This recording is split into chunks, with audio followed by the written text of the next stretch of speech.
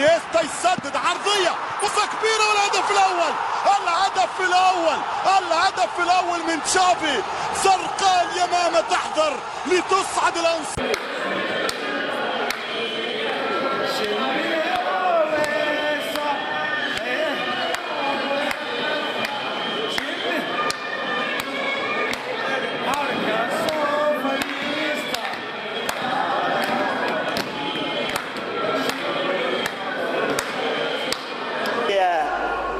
hadduu goluhu uu yeesho laba gudoomiye laba madaxweyne way jirayaan wadanka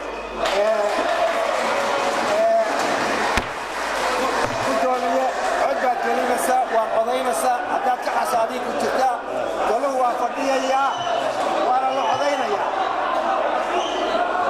xildhibaanada kulmiye ma kici karaan anaa gudoomiye waa xildhibaanada kulmiye